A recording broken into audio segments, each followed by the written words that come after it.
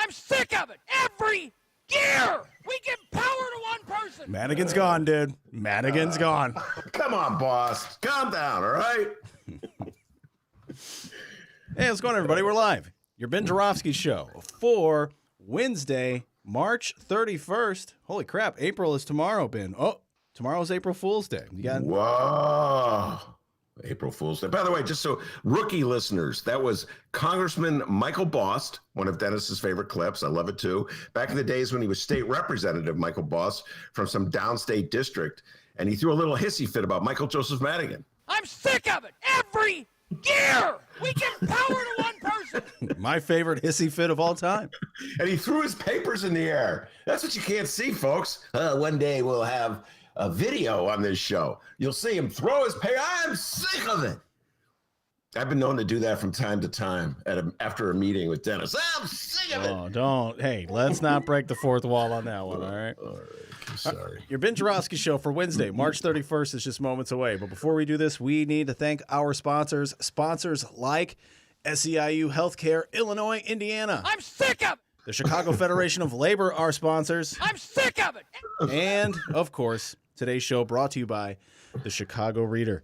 ChicagoReader.com for all things there is to know the city of Chicago, what to do, where to go, what to drink, what to smoke, what to eat, how to think politically. If you are a clueless Chicagoan, get a clue. ChicagoReader.com. Subscribe, get the publication as well, and ChicagoReader.com/Jarofsky, J-O-R-A-V as in victory, S-K-Y. There you can become a bin head. If you're an avid listener to this program and you're like, boy, I want to help out those two psychos that do this show every day. Well, you can. ChicagoReader.com/Jarofsky, J-O-R-A-V as in victory, S-K-Y. Go there and you can become a bin head. Yes, it's a 3-tier system at ChicagoReader.com. You can join the Alley. You can be an Alley member. You can get some deals there. You get a deal on the, what is it called? The weekly, the weekly thing. Well, the weekly thing, Ben. You know what I mean? The, what is it called? The weekly thing. The thing that's weekly? You know what I'm talking about? Well, you're on your own, young man. Oh, I'm just kind of getting a kick out of watching you there. It's the thing that comes out every week. I can't remember what it's called. I'll pull it up later. Well, there's the Reader, and then there's the news press thing. I don't know. But anyway, you can join the Alley. Get that thing I don't know. I can't remember. You can join the Avenue. What? You're a little young to have old man brain syndrome setting in. You're a little young for that. I know. All right? Been around you too long. You can be on the Avenue. The Avenue. And you can join Benny Boulevard. It's true. And if you become a Boulevard member, you will get a deal on the Ben Jarofsky book, his greatest hits. In fact, you'll get it for free. ChicagoReader.com/Jarofsky. Become a bin head and find out more information. All right. Your Ben Jarofsky Show starts now.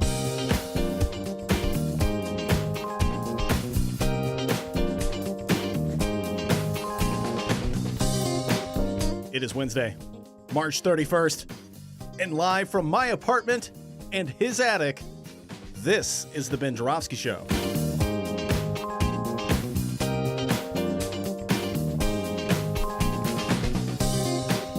Today on the program, the great Jill Wine-Banks.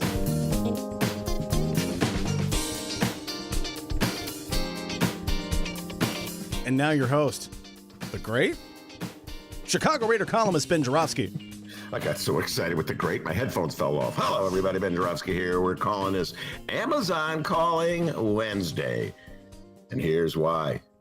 Huge day for the labor movement, for the future of unions in this country. They're starting to count the votes at the gargantuan Amazon warehouse facility in Bessemer, Alabama. Yes, there's a union organizing effort at Amazon. You know the stakes. Alabama is a redder than red state. If you can unionize there, you can unionize anywhere. And Amazon, curious hybrid of sorts. On one hand, by MAGA, it's viewed as a bunch of hippie radicals, because its owner, Jeff Bezos, the world's richest man, owns the Washington Post, which runs articles critical of one President Donald Trump. So therefore, in MAGA's mind, they must be a hippie operation. Hold it. Time for correction.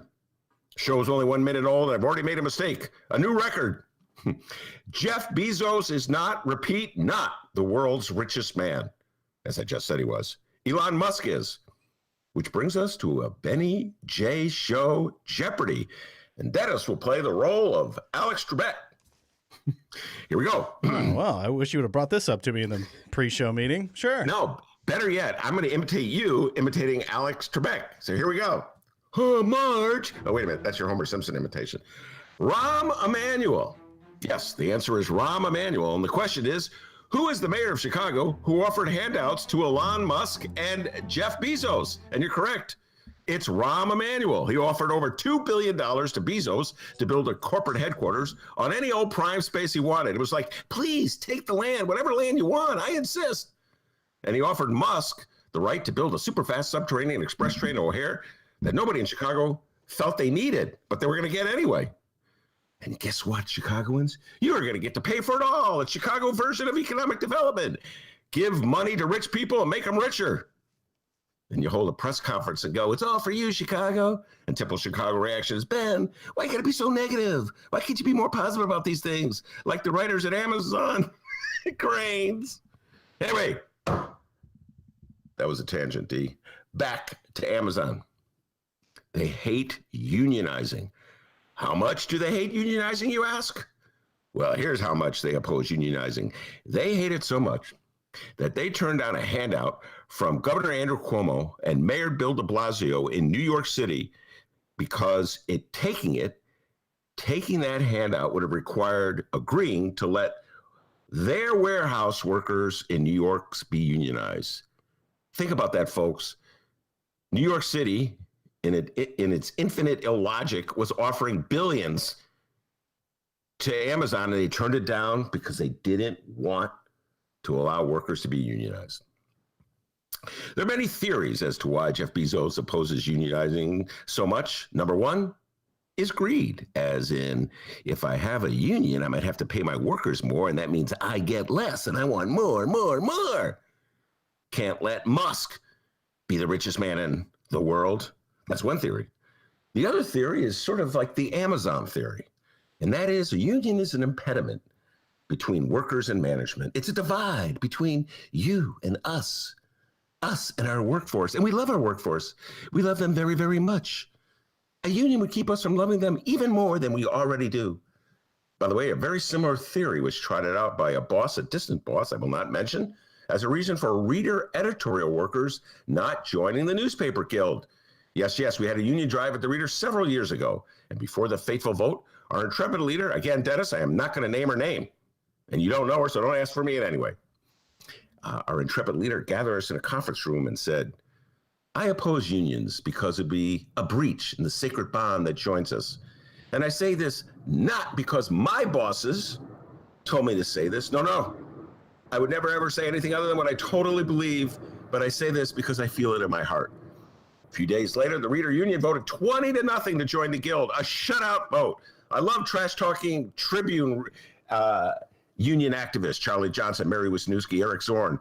They're like, we got 90%. And I'm like, yeah, but sorry, we got 100%. That's called unanimous.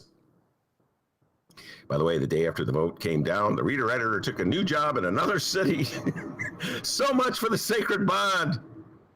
I got to give her credit. That was one hell of a slick move. Jeff Bezos would be proud. So who will win the showdown vote in Alabama?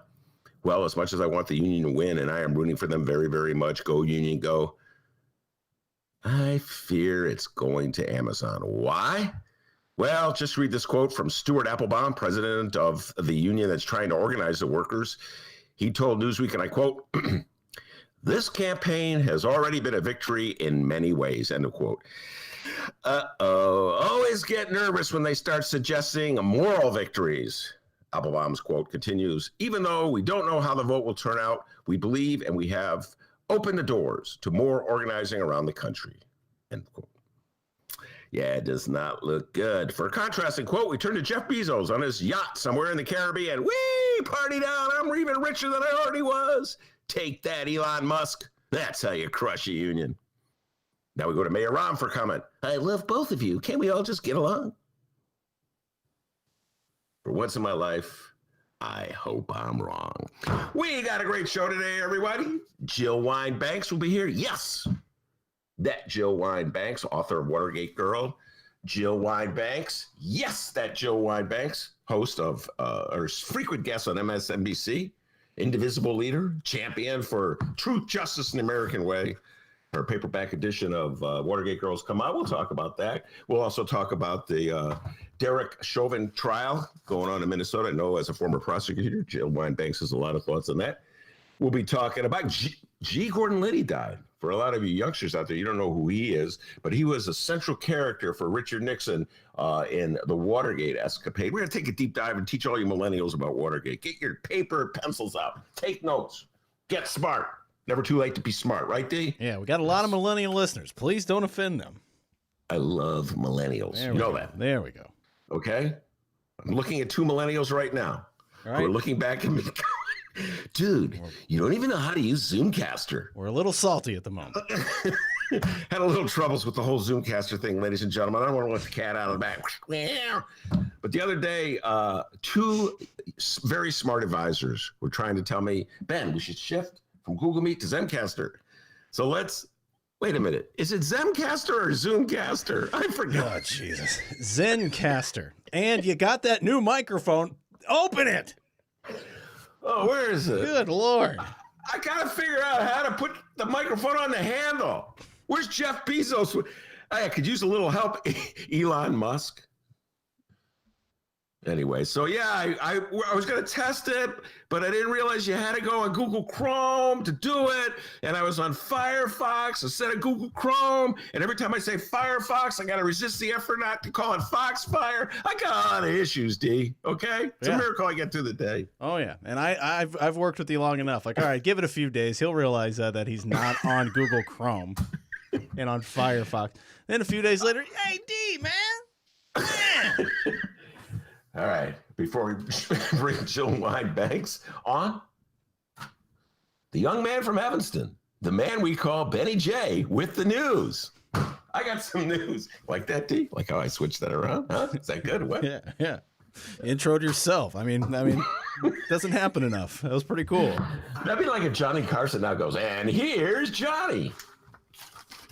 Love Johnny Carson. Take a chill pill, man. Oh, Rom. Rom, where'd you come from? I miss you, Rom. You're such a great mayor. Here, Jeff Bezos, have even more money than you already have. Elon Musk, please allow me. Let me give you some Chicagoans property tax dollars. Go ahead, take it. Oh, okay. I just biked around Lake Michigan. And did you ask people when you were biking around Lake Michigan about anything in particular, Rom? Oh, wait, we don't have that part of the interview. Forget it. How many miles was it, Mayor Rom? All right, let's see. Where am I? Oh, there was an article in the Chicago Tribune today about the newest candidate for governor running as a Republican. Let me find it for you, D. Hold on while I find this article. Not doing much anything except for looking for the article. How's it going, everybody, on the live stream chat? You guys doing okay? Listeners doing good? Okay, there we go. Cool, good. A Schaumburg businessman, Gary Rabin, launches bid for Governor D. There's a photo of him. I sent it to you. He's winking. In this photo, he's winking. Hey, vote for me. I kind of like it. Remember when Sarah Palin was always winking during the debate? Folks, if you could see me on our Zoomcaster show, Zencaster. Zencaster. Oh, Zencaster. There you go again. The dyslexia is kicking in. Anyway, Gary Rabin is a conservative ally of Donald Trump. He's an ardent supporter of Donald Trump. That's how Rick Pearson puts it in the Chicago Tribune. He's a suburban businessman. And did I mention he was an ardent supporter of Donald Trump? Yes. According to Rick Pearson, he turned his family's driveway paving business into a multi-million-dollar business service group. And now he's running for the governor as a Republican. Of course, he's in the primary. And this kind of sums it up. Well, he's trying to figure out a way to hold on. By the way, Jill Wine-Banks just sent me a text. Send her an email. Just I sent it. The invite is out. Well, let me text her back. Oh, Invite us okay. out. Man, we got nothing going on. We're not doing a show. We're not live or anything. Go ahead. It's cool. Take your time. Anyway, he's such a supporter of Trump, but he has to distinguish himself. So this is what MAGA hat wearers do. They go, while I didn't like the tone of Trump, he really was the best job creating president of my lifetime. If we have somebody with a tone that's not perfect, it's better than somebody on the other side who actually has a mindset maybe different than pushing a socialist agenda, not about America. What? I'm sorry, I can't get through the quote. Greatest job producer. Just make the stuff up as you go along. Greatest job. We're in the middle of a huge recession. We're trying to come back from it. Because he was completely incapable of dealing with COVID, wanted to pretend it didn't exist. How is that the greatest job? There's so many people out of work right now, can't find jobs, hoping that they'll get a stimulus check from the government, and you're saying he's the greatest job producer ever? Folks, I really do struggle with this. I want to be bipartisan, but how can you be bipartisan with people who are so freaking clueless? Then here we go. Then we get into the issue of whether the election was stolen or not. Asked by a reporter if he believed, as Trump has falsely stated, that the election was stolen due to fraud, Rabin said, and I am quoting here, I am not smart enough to understand what was the end result, whether it was stolen enough, and I would never say that. That is perhaps the single stupidest line I've ever heard. And I've heard a lot of stupid lines. You're not smart enough to know whether the election was stolen? Dude, everyone knows the election wasn't stolen. Supposedly, that's the reason you're running for office, is that you're so freaking smart. You're so smart that you took this little, what did Dick say in the lead, D? He took his family paving business and turned it into a multi-million-dollar business service operation. Oh, if you're so smart to do that, how come you're not smart enough to know that the election wasn't stolen? Everyone says it wasn't stolen. In fact, Sidney Powell, Donald Trump's election lawyer, are you listening, Gary Rabin? Sidney Powell, who was saying the election was stolen, when she got sued by Dominion for defaming their product, she turned around and said, well, no reasonable person would believe anything I said. You're so scared of MAGA. You position yourself as the world's smartest man who took the family paving business and turned it into this gazillion-dollar operation, and you're so afraid of MAGA that you can't say, guys, give it up. We lost. Maybe we can learn from the loss. Maybe we can change some of our attitudes, our ideologies, so they appeal more to the people who voted against us. No, you're so afraid of MAGA that you have to perpetuate the lie. And you're such a weasel. You won't say you believe in the lie. You just say, well, I'm not smart enough to know one way or the other. What a chicken. I would have more respect for if you got out there and go, I believe the election was stolen. Yes, I believe it. But Mr. Rabin, there's no evidence whatsoever to suggest that the election was stolen. In fact, the leading proponent that the election was stolen said that no reasonable person would have believed such a fictitious accusation. And then you would say, I don't care. I believe it anyway, because I want to believe it. I would have more respect for you if you did that than if you said, well, I don't know. It's so confusing. I'm not that bright. Well, if you're not that bright, you shouldn't run for governor. Just saying. So you're not voting for Gary Rabin? No, vote for this guy. Okay. Well, actually, that's a tough question. That is an excellent point, D. Good job. There are now 3 Republicans running for the nomination. 3 Republicans right now running for the right to oppose one Bruce Rauner. One, big feller from downstate, Darren Bailey. That is correct. State Senator Darren Bailey. And then the dude I always forget, former State Senator Paul Schimpf. It's a hard name to say for me. Schimpf. He's running. And now you got Gary Rabin. I don't know. I can't figure it out.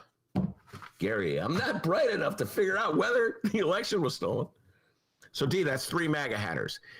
Now, if you made me decide which of those 3, if you, like, as punishment for some dirty deed I've done in the past, lock me in a room and said, you have to vote for one of these three men, who would I vote for?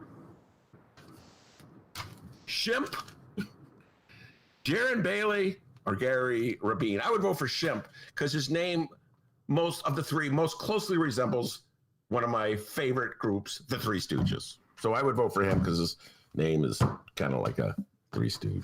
Oh, doesn't take much to get your vote. But that's only if you put me in a room and made me do it. Then the other issue, of course, is 3 MAGA hat wearers enough for Adam Kinzinger? Follow me on this one, folks. Right now, the notion is that Adam Kinzinger, the congressman from Illinois who dares to criticize Trump, the Republican congressman from Illinois who dares to criticize Trump, people have been suggesting, oh, Kinzinger, he's positioning himself to run for governor. Then other people say, oh, but he can't possibly win because MAGA will never vote for him. They hate him because he dares to criticize Trump. But then there's the theory. If you put too many MAGA hat wearers in the race, will they divide the MAGA vote? And like the more or less sensible, I know that sounds like a complete contradiction, the more or less sensible Republican voter will then get to elect Kinzinger. I'm not certain if 3 MAGA hat wearers is enough. I think you may need a couple more before Adam Kinzinger can win the primary. Anyway, we're going to take a little break, reach out to Jill Wine-Banks, bring Jill Wine-Banks on, get her thoughts and opinions and views on all the issues of the day. Wait! Jill Wine-Banks has joined us. We're going to take a little break, and we'll bring her on.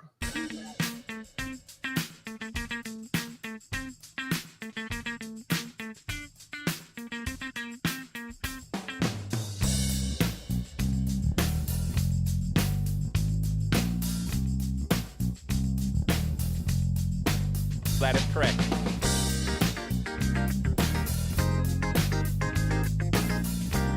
Nearly 1,000 miles.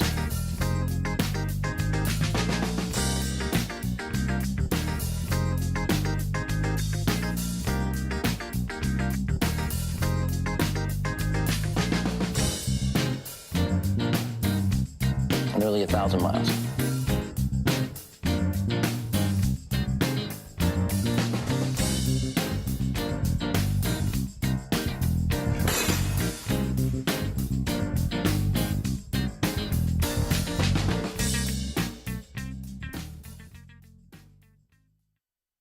Now, the list of things that you can buy at the Chicago Reader store at chicagoreader.com.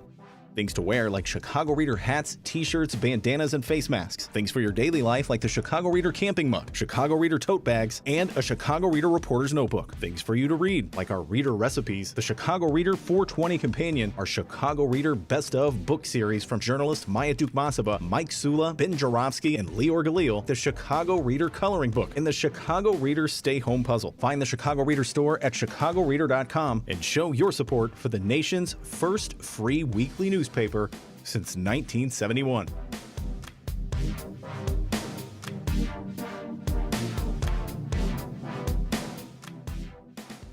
Welcome back to the Ben Jarofsky Show, live from my apartment and his attic. As I've said many, many times before, I am a child of the 70s. In many ways, I still live in the 70s. I watch 70s movies from time to time. I listen to 70s music every freaking day. So I am very much stuck in the 70s. And a key person in the 70s, Jill Wine-Banks. She was a prosecutor and one of the key prosecutors in the Watergate, prosecuting the Watergate crimes, the author of Watergate Girl. Yes, Jill Wine-Banks, that Jill Wine-Banks from MSNBC, Indivisible in Chicago, an activist, a lawyer, and a good friend of the Ben Jarofsky Show. Jill Wine-Banks, welcome back. Thank you so much. I apologize for my tardiness. I thought you were calling. I didn't realize I had to link in. Apologies. No, there's no reason to apologize. The judge, Dennis, who's the producer, has sanctioned you, and you'll get a fine in the mail. All right. There are a lot of lawyers who should be sanctioned right now. Well, we'll start with Sidney Powell as the lawyer who should be sanctioned. But before we get to Sidney Powell, before we get to the news of the day, and I did definitely want to talk to you about the Derrick Chauvin trial in Minnesota. I've been following some of your tweets, what you've had to say about it. And I also want to talk to you about Sidney Powell and her notion that no reasonable person would believe the things that she said. And let's just talk a little bit about Watergate Girl. It's out in paperback. Tell folks what Watergate Girl is and why they should read it. Go ahead, Jill. Okay, thank you for the opportunity. Watergate Girl, of course, is my memoir of being the only woman on the trial team for the Watergate obstruction of justice case, in which Richard Nixon's top aides all went to jail, and he was named an unindicted co-conspirator. But it's much more than the story of the trial and the investigation and the 18-and-a-half-minute gap. It's also the story of my private life and my personal hurdles and the hurdles that all women went through. It kind of captures the era, your favorite era, the 70s. It captures that and talks about the sexism of the era, the blatant gender discrimination, and talks about how I overcame those things in ways that hopefully other people will see they too can accomplish whatever they set out to accomplish and can overcome those. I hope it's a good read. That's what people tell me, the comments I get. And it has now been optioned for a movie. Whoa, I did not know that. Yeah. Katie Holmes just bought an option to make it into a movie or a television series. Well, that's awesome. Congratulations. And in many ways, Watergate Girl reminds me of Mrs. America. I don't know if you saw that. I did. Utterly obsessed with that show, Jill. And I did a deep dive with it with several guests. We talked obsessively about it for over an hour, if such a thing is possible. And there was not enough time. But I think of you very much as part of that crowd, even though you were not openly pushing for the Equal Rights Amendment. Oh, I was at the 1976 Democratic Convention and working the state delegations to support the Equal Rights Amendment. I was working with Liz Carpenter. And so, yes, I definitely was involved. I think of you, I apologize for that oversight. I think of you more as the prosecutor. I didn't think of you. Liz Carpenter, wasn't that Lady Bird Johnson's press secretary? Yes.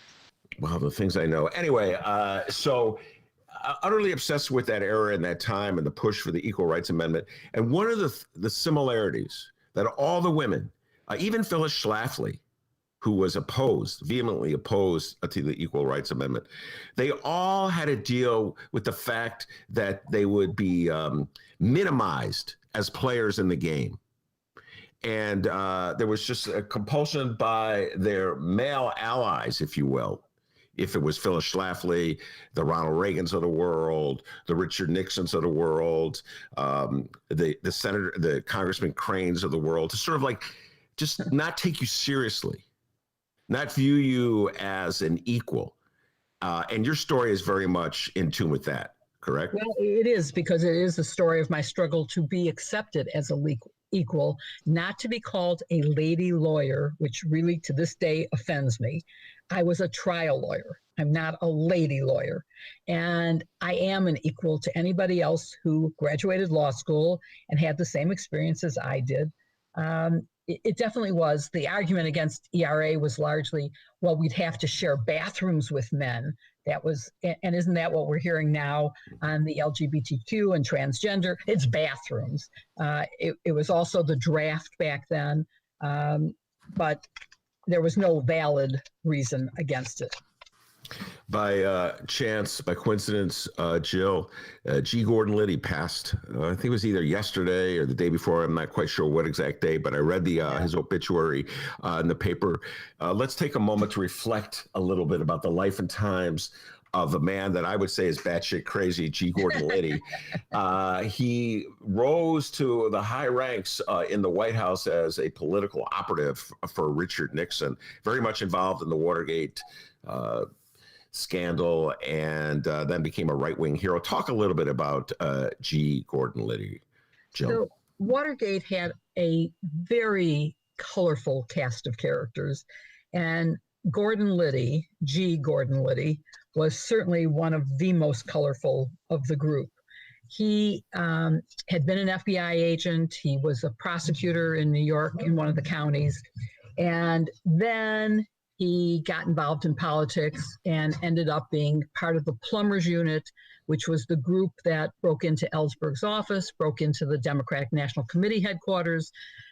He was basically the mastermind. He presented what was known as Operation Gemstone to Attorney General Mitchell, who went on to become the head of CREEP, the Committee to Re-elect the President. And he had this big easel with posters on it showing the various things they would do under Operation Gemstone, which included the DNC break-in, but also using prostitutes to lure delegates at the Democratic Convention to a houseboat where they would be filmed and blackmailed. I mean, a lot of absurd things. And Mitchell responded not by saying, this is illegal, it's ridiculous, get out of here. He said, $1 million is too much to spend on that. Cut the budget and I'll approve it. And so he cut the budget, it got approved, and that led to the break-in. He was not apprehended. He wasn't actually inside the DNC. He was directing it, but he was very quickly linked to it, as was the other colorful character, E. Howard Hunt, and who had been a CIA agent and went on to write tawdry novels. Actually not bad ones, but, if you're into that genre. And Gordon Liddy was known for his silence. He would not speak to anybody, no matter what. He went to jail rather than speak. He used to harden himself by putting his hand over an open flame, and at one point saying, if you don't like this, I'll stand on a street corner and you can kill me, in terms of hush money and keeping quiet. He did a lot of really strange things. He shot a gun once he was prosecuting a case in New York, and actually discharged the firearm in the courtroom. He did a lot of very weird things, and he went on to become, strangely enough, for a silent person, he went on to become a radio talk show host. Pretty right-wing and ridiculous statements. A friend of mine just called me to say, did you know that he died? I once heard him on a station that had Christian Science services on it, and he used foul language. And she happens to be a Christian Scientist, and so she was offended and said to the church they should stop being on that channel because he used foul language, which by today's standards, definitely not foul. But yeah, he was quite a character, and he went to jail for his role in the break-in, and never spoke. My recollection is that he was the gentleman manning the phones in the building across from the Watergate, but I could be misremembering it. But that's he was part of across the street of Watergate was the Howard Johnson. Yes. And there was actually, I think it was, I want to say Tony Ulasewicz, but I don't think it was him, who was supposed to be watching as the break-in was taking place, so that they could walkie-talkie. There were no cell phones back then. They could use a walkie-talkie to say, the police are on their way, get out of there. He was watching, and it wasn't Liddy, but that person was watching a television show, got distracted, and didn't see when the police arrived, so they got arrested. But it was Liddy and Hunt were not in the DNC. Liddy and Hunt got arrested afterwards.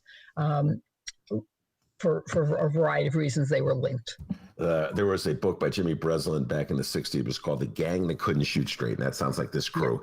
That was the Marx Brothers. Yes, exactly. By the way, I have a great picture of me and Richard Benveniste with Jimmy Breslin, who came to watch the trial.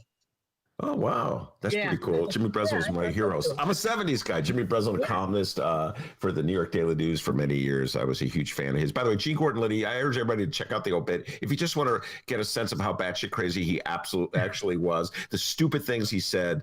One of the quotes had to do with, as a young man, he was inspired by Hitler and Germany. I don't know if you saw this. I'm like, you would read who reads the story of Hitler in Germany and walks away saying, oh, I find this an inspirational guy? guy, someone who is really twisted. I have to admit, I never heard that one before, but that's quite horrible. Yeah, no, it was in today's obituary. I kind of knew it before because like I said, I was kind of obsessed with the Watergate story when it was breaking out. Every time you come on, I always ask you this, so get ready for the question again. One of Jill's great moments, and it's in Watergate Girl, as talks about cross-examining Rosemary Woods. And Rosemary Woods, as everybody knows, who's above the age of, let's say, 60, was the secretary to Richard Nixon. And she took the hit. She took the fall. It was a very G. Gordon Liddy thing. When G. Gordon Liddy said, Jill, just send me to the corner and shoot me, he was saying, I am such a soldier for this operation that I will go to any corner and you could just shoot me. But by the way, I didn't believe it for 2 seconds. Jill Wine-Banks said I think he was just talking smack. But anyway, Rosemary Woods really did take the fall. There's 18 and a half missing minutes on the tapes that Richard Nixon made of everybody who had a phone conversation with him or anybody who came into the Oval Office. He was taping the conversations. And there's 18 and a half crucial minutes that were missing. And Rosemary Woods took the fall for it. Talk about cross-examining Rosemary Woods. Well, it was a pivotal moment, both in terms of public opinion of Richard Nixon and the Watergate episode, and in Rosemary's life and in my life. It definitely had a dramatic impact on all of those things. All I knew when I went to cross-examine her was that the White House had said, we've discovered a gap in one of the tapes. It has no innocent explanation, and only Rosemary Woods can explain it. And so I had to go into court, violate every rule of cross-examination, which is never ask a question you don't know the answer to. And I had to say, so what happened? And her explanation was so absurd that I said, well, can we demonstrate that in court? And so her equipment was brought into court. And when she tried to demonstrate in the narrow confines of the witness box, which was much smaller space for her to reach the phone she said she had to answer, it failed. And her foot came off the pedal, which meant that the tape did not erase. And she said, but it's different in my office. I did it there. And I boldly said, well, Your Honor, maybe we should adjourn to her office. And for reasons I'll never understand, her lawyer didn't object, the White House didn't object, and the judge said, fine. And so we went off to the White House, where she demonstrated in front of the White House photographer, Ollie Atkins, and the pictures became the front page of every newspaper and magazine, and she became a laughingstock. In the book, I actually wanted to portray her more as a full person. I wanted to portray her as her friends knew her, as her family knew her, but they all thought I was evil and mean, that I had embarrassed her, and no one would talk to me. So I was very limited in, getting the kind of personal information. I tried talking to people like John Dean, who saw her every day when he would go into the Oval Office. He would, the one thing I learned from him was that instead of Rosemary, she was called Rose. And which, that's a little bit of an insight. I was happy to know that. But I wanted to know what her apartment looked like. She lived in the Watergate, which is a really weird coincidence. Yeah. I wanted to know where she shopped, who her friends were. And it was very hard, but I did tell this story during my book tour on radio on NPR, and I got a call from her grandnephew who shared with me some very wonderful stories about her that make me understand her and like her better. And I feel, honestly, if it hadn't, she's at least a generation ahead of me, that if she had been even in my generation, certainly in the generation after me, she might have had a chance of being the chief of staff instead of the secretary to the president. She really was an advisor to him. She was very close with him. But her story about, accidentally pushing the record button instead of the stop button and keeping her foot on the pedal while she talked for 18 minutes on a phone, although she said the phone call was actually only 4 or 5, which makes it hard to explain what happened to the rest of the 18-minute gap. And my theory is, of course, she may have actually believed what she was saying, but it clearly wasn't the truth. It's much more likely that Richard Nixon or Haldeman created that gap. It was in the first tape that we subpoenaed. And I think in deciding whether he would ever let us have them, after a long time stonewalling us and saying no, he listened and went, oh, this is terrible. It's so incriminating. I'll just erase it. And then he went to the second one and he went, well, I can't erase them all. I'm just going to have to keep on stonewalling. And that when she got the tapes, it was already erased. And she just happened to hear it and think that it coincided with her answering the call. And she may have actually believed it, but it didn't happen. There's no physical way that it could have happened, as she said. So, Jill Weinbanks, I think you're being very charitable to Rosemary Woods. I'll leave it at that. I don't believe for 2 seconds she actually believed it. And I'll put it this way: she took the fall. I'm going to give her credit. And when I think about the story, she took the fall for Nixon. And I think about the story you just told. I just finished reading Andrew Weissman's book. He's a prosecutor, right. And he was one of the key members of Mueller's team that investigated Donald Trump's crimes. Okay, folks, Donald Trump learned a thing or two from Richard Nixon. And when I read his book, it's a fascinating read. I urge everybody to read that one as well. When I read his book, Jill, I saw the prevailing notion in the White House is that it was like a mob activity there. It was like a group of mobsters, and you owed your allegiance to the man at top, Donald Trump. And yes. Everything you should do would be about protecting Donald Trump. And if you had to sacrifice your life, if you had to lie to an FBI agent or to a federal prosecutor, thus opening yourself up to the possibility that you would get sent to jail, you did it because you owed everything in life to Donald Trump. And I think, to a certain degree, when I hear you tell a story about Rosemary Woods and read it in Watergate Girl, I think that attitude and mindset was very much prevalent on a much smaller level in the Nixon White House. What do you think? I think a couple of things. One, as Scaramucci said, the fish stinks from the head. And that was true in the Trump administration. It was certainly true in Nixon. The top person creates the culture and the atmosphere. And Richard Nixon clearly believed, if I do it, as he said, if I do it, it isn't illegal. I'm the president. And that the ends justify the means. And he created the environment that empowered everyone below him to think it doesn't matter that this is illegal. The ends of keeping him in power are so important and so righteous that it's okay to do. And so I think that similarity is very much the same as what happened in the administration. I think Richard Nixon and Rosemary Woods had a very special, loyal relationship. They had worked together since she had known him since he was a congressman. She started working for him when he became a senator. She stayed with him in exile after he lost a campaign and moved to California and lost the race for governor there. And so they had a very long, she was called Aunt Rose by his daughters. She and his wife, Pat, shared clothes. He shared clothes with Joe Woods, who was the sheriff of Cook County, who was Rose Woods' brother. So it was a uniquely close relationship. I didn't have the same feeling of cult. There was much more, I would say, competition within the cult around Nixon. I came I came from organized crime to Watergate, and so I was very conscious of things like how a mob boss talks, and I would say it certainly applied in the Trump era. That was like a mob scene, and like a mob boss runs things. He doesn't say go and do ABC. He says, wouldn't it be nice if we didn't have to worry about this? And everybody knows exactly what he means. So I think that's really, something important to keep in mind.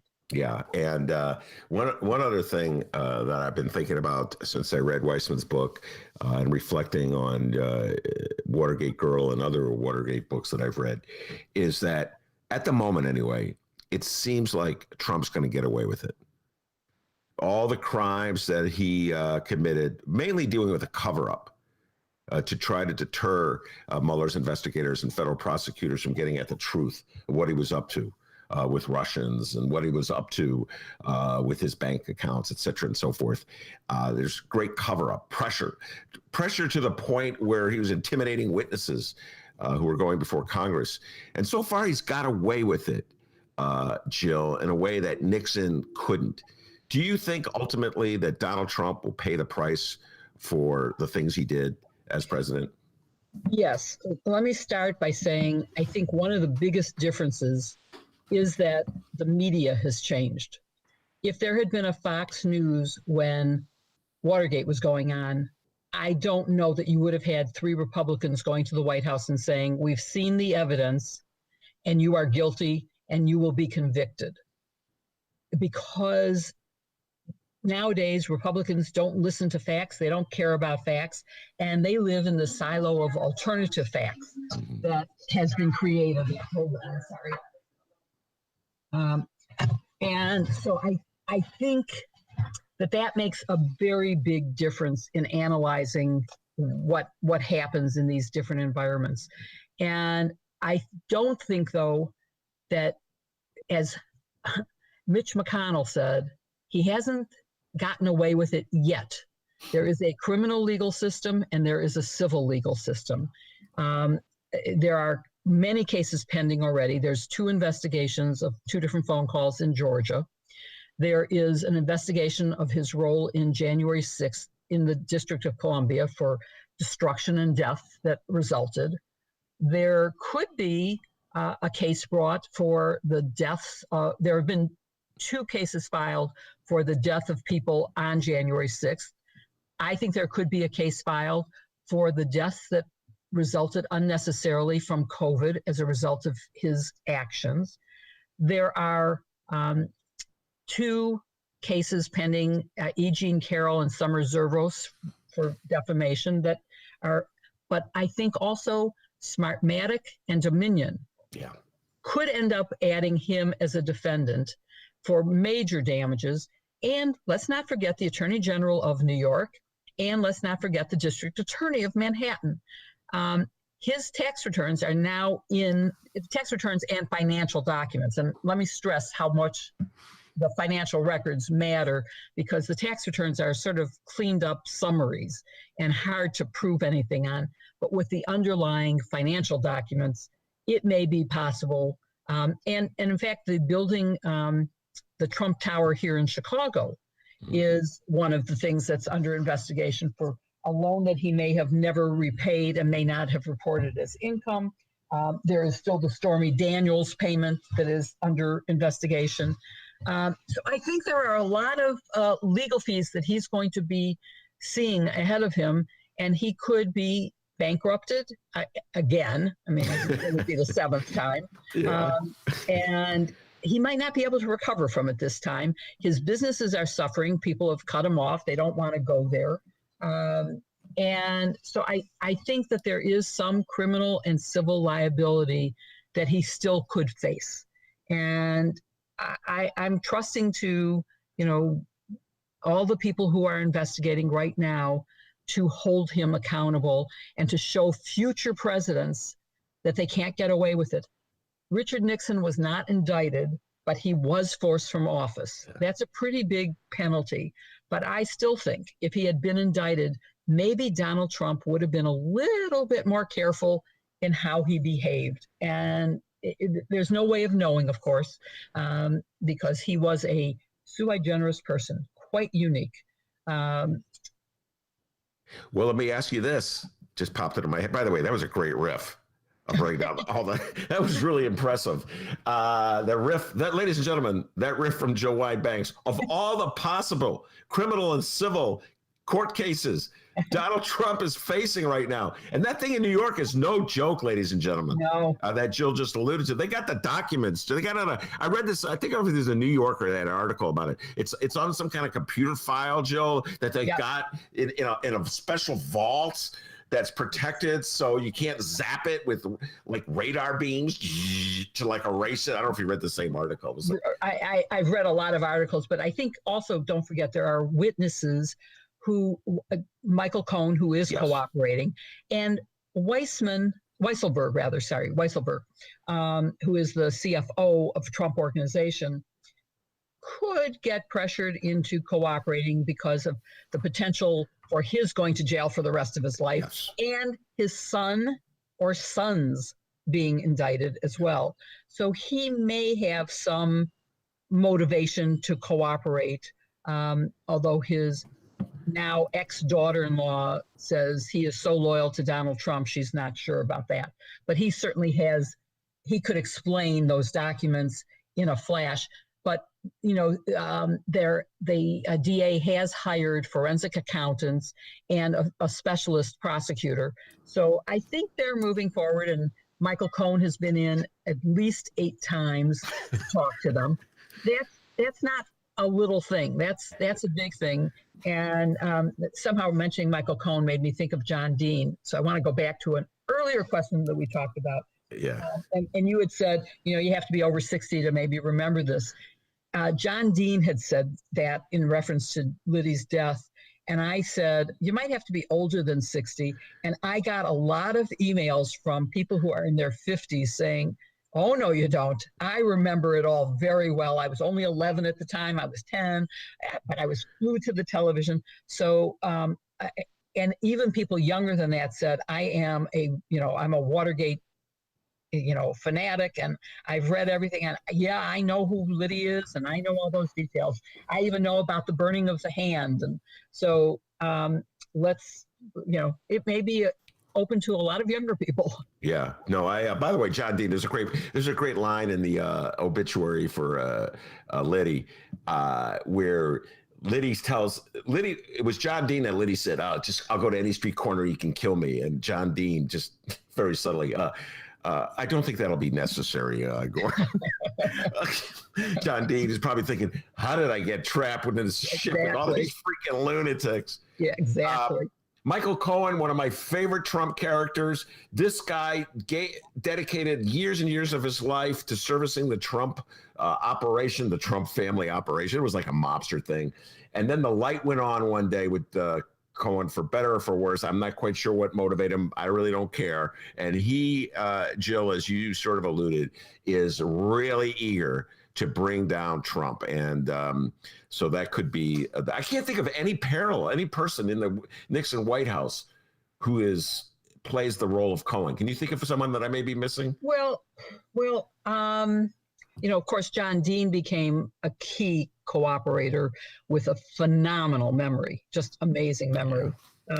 Jeb Magruder cooperated, but I don't think his heart was ever completely in it. But no, most of them stayed loyal, and, they went through the trial, they were convicted, they went to jail, and they never, said, let me, McCord, who never gets mentioned. And he was the head of security for CREEP, the Committee to Re-elect. He was a former CIA agent. And the night before sentencing, he wrote a letter to Judge Sirica, which really, to me, is the break in the Watergate case. It was before John Dean. He wrote a letter saying, Judge Sirica, I want a better sentence, is the reason he's writing this, but he doesn't say that. He says, you were right throughout this trial. Higher ups were involved. Hush money was paid. Perjury was committed in this courtroom. He really laid out the obstruction of justice that had happened. And that's what led to a delay in his sentencing, but also led to the appointment of the Watergate prosecutor and the Watergate Irvin committee, the Senate committee that investigated it. So he's a pretty important player who turned. Howard Hunt didn't, and his wife died she was carrying hush money and died in a plane crash at Midway Airport. Yes. The infamous, has that been established that she was carrying the hush money? Why else is anybody carrying back then? She was carrying $10,000 in her purse and in cash. I mean, honestly, what else would it be for? And we know that he was very much involved in the demands for hush money and in the receipt of hush money. And some of it was passed through his lawyer, You know, bags of cash were left in a phone booth in the lobby of his lawyer's office. I mean, this you can't, you know, if you did this as a novel, people would say, "Oh, this is so silly," and they're so goofy. They're like the Marx Brothers, but it's all real. It happened. It happened in our lifetime. By the way, millennials, if you haven't seen it already, go watch All the President's Men. It's like a basic introduction. It's a great flick. And that's, Jill, why I have this notion that G. Gordon Liddy was in the Howard Johnson's across, because the opening scene of All the President's Men, now it's coming back to me. I've only seen the movie like 20 times. The opening scene has the operative who's in the Howard Johnson's on the walkie-talkie going, uh-oh, you know, there's cops, look out. I'll do some research on that and let you know, but I don't actually think it was him there. And it's interesting because right now I can't. Howard Hunt was caught because in the pocket of one of the, you know, they all had $100 bills that were traceable to a campaign check that they cashed in Miami. But there was also Howard Hunt's White House phone number, his name and White House phone number, in an address book in one of the burglars, which obviously raised questions. Why has a burglar got a White House phone number? So that's how he was identified. And I'm really blocking now how we found out that G. Gordon Liddy was the one who presented Operation Gemstone to get approval and funding from CREEP. I'll have to do more research on that. Jill, I could talk about Watergate forever. I could talk about the 70s forever. Let's bring it up to date a little bit. Sidney Powell. I can't say this without laughing. It is so bizarre. And you talked about this when you said that back in the 70s, when Watergate was unfolding, there was no Fox TV. So there's no alternative reality created by a huge, powerful media operation that can take something that is blue and turn it red. And that is what has happened with Sidney Powell. She's the election lawyer for Donald Trump in the aftermath of Joe Biden's victory. I repeat, Joe Biden's victory. In November of 2020. One more time, Joe Biden. Victory. Overwhelming, yeah. Well, at least 7 million votes. Yes, popular vote. Electoral college was a little too close for comfort. But anyway, in terms of his overwhelming popular... He had a bigger electoral college margin than Donald Trump did. That is true. Now we're comparing electoral college mandate margins. I will say this, now we're on a tangent, but if you take a look, and this is very key, and I hope Democrats who are listening don't forget this and don't fall asleep like you have a tendency to do, Democrats. Wake up. But if you take a look, Jill, at the margin of victory in the key swing states that flipped from Trump to Biden, like Arizona and Wisconsin, it's very close. And so this is what gives Republicans hope. And Georgia, of course, we cannot forget Georgia. Like they think, so that if you pass onerous laws that prohibit Black people from voting or make it much more difficult for them to vote, you can reverse those trends. And even if you lose by 20 million votes, you can still win with this cockamamie electoral college that we have. So that's why I say, Democrats, please don't fall asleep like you have a tendency to do. You're right on that. It is absolutely, completely true. There is no sense to our electoral. The whole Senate doesn't make sense. You have 50 senators on each side right now. But the first 50 who are Democrats represent 70% of all Americans, and the others represent 30%, but they have an equal vote. Yeah, it's insane. By the way, one more time, I'll just say it. We'll end it right now, this insane system. Hey, all you hipsters in the Bay Area of San Francisco, move to Austin, Texas. There's no difference between Austin and the Bay Area. You all work remotely anyway. Texas will become a blue state. Then we'll make DC a separate state. Bada boom, bada bing. The Electoral College is over as an issue, Jill, and suddenly we'll hear Republicans complaining about it. So, yeah. All right. Sidney Powell, back to Sidney Powell. So she was swearing up and down that there was this conspiracy and the Dominion had this secret way of flipping votes from Biden to Trump, and that Trump really won. Dominion sues her. Jill, this is such chutzpah. They sue her, and her lawyer files these documents with the court that says no reasonable person would believe this nonsense, this drivel. That's my paraphrase of it. No, that's pretty accurate. Jill, I'm telling you, have you ever seen such a blatant display of chutzpah on the part of an attorney? Well, it's worse than that, because she's saying, please disbar me, please sanction me, because not only did she lie on Fox News, but she lied in court. She filed lawsuits making these same allegations. And as a lawyer, you cannot lie to the court. So I think, I think it's absurd. And it's not just her, I'm sorry, not just Dominion. Smartmatic sued her and Rudy Giuliani and Fox News and some of its particular hosts of news shows. And one of them lost his job right after that. I'm not saying it's the only reason he lost his job, but certainly must have played a part in why Lou Dobbs got fired. So I think that those lawsuits are being very much underestimated in terms of their potential for changing fake news, because they are being held accountable. The lawsuit is for the annual profit of Fox News. We're talking in the billions. They're not being sued for millions.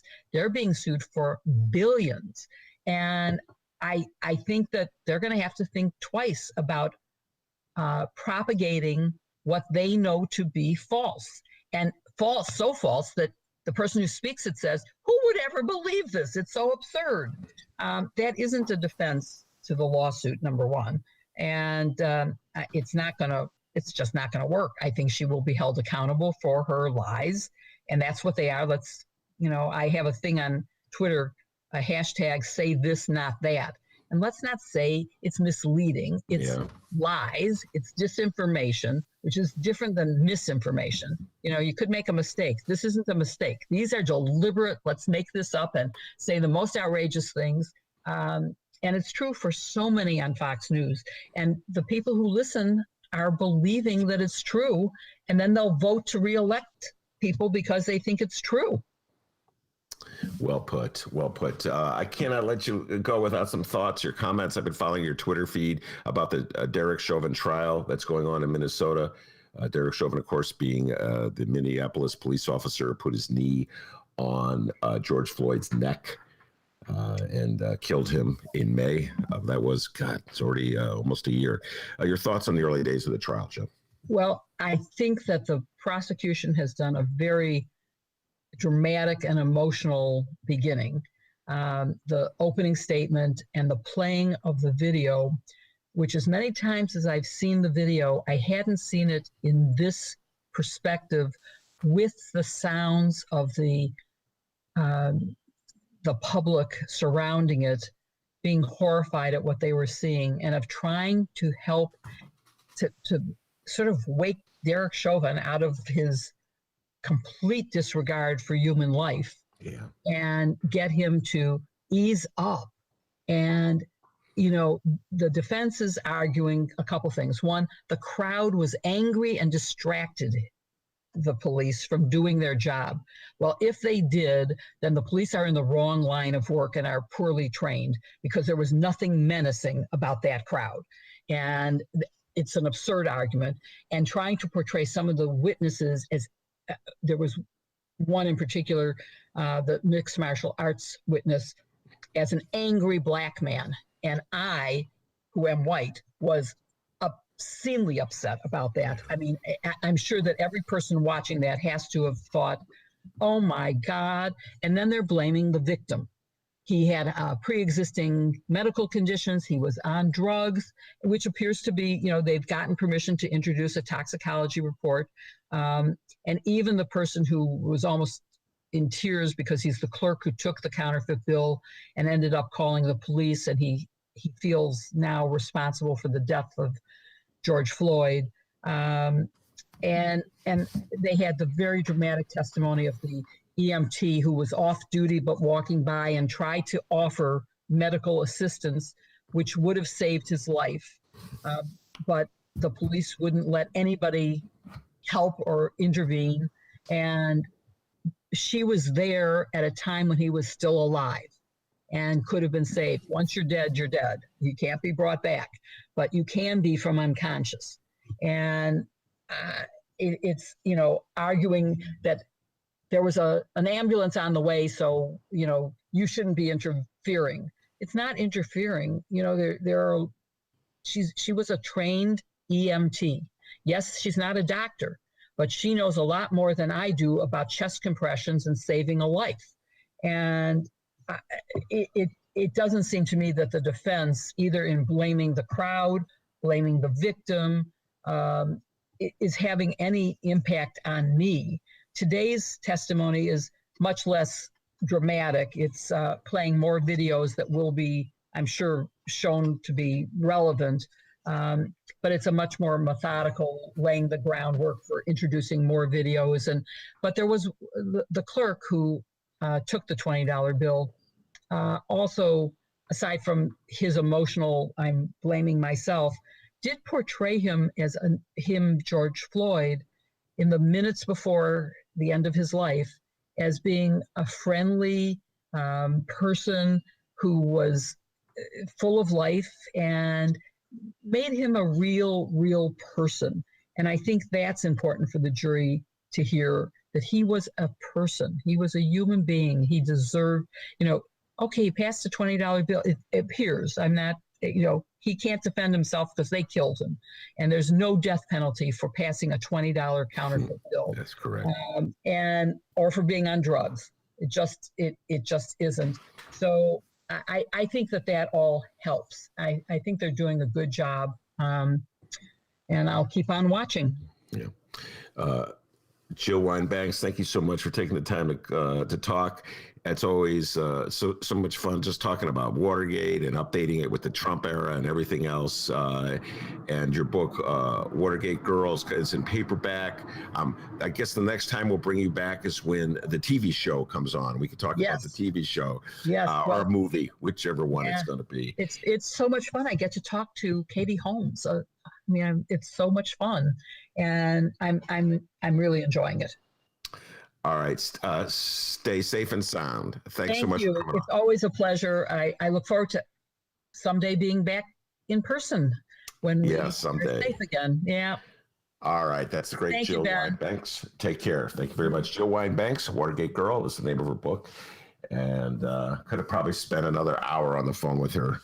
We didn't get to even like 3 or 4 of the topics we were going to discuss. And I had a few Watergate questions I didn't ask. Dee, we probably went over time, so I'm going to hold off on some of these stories I was going to bring back until tomorrow. And tomorrow is the day we unveil, drum roll, our much awaited, much anticipated week in review. Dennis has been working diligently. In fact, while Jill Wine-Banks was talking, I could see Dennis feverishly cutting up tape. Oh my God, running back and forth, sweating bullets, cutting tape because it's the 80s. Just cutting tape like a madman. No, I've been collecting stories throughout the week, and we're going to do a week that was tomorrow on the program. We're going to live stream it just like we always did, every day. We're going to be doing the stories of the week. We're going to be talking about the latest with that Acosta guy, all right? We're going to be talking so much more as well, and we're going to get to know that new gubernatorial candidate running against J.B. Pritzker as well. So, Rabin. Winking. Hold on, D. Let me wink at you. Oh, by the way, never wink again. I wish you could see this. There's the world's fattest squirrel on a tree branch right outside my... I mean, this squirrel is portly, ladies and gentlemen. This squirrel has been living large. Aren't squirrels supposed to be like skinny after winter? Okay. Isn't that how it's supposed to be? Like they get fat in October, right? To get through winter. Am I right about that? Come on, D, you're from...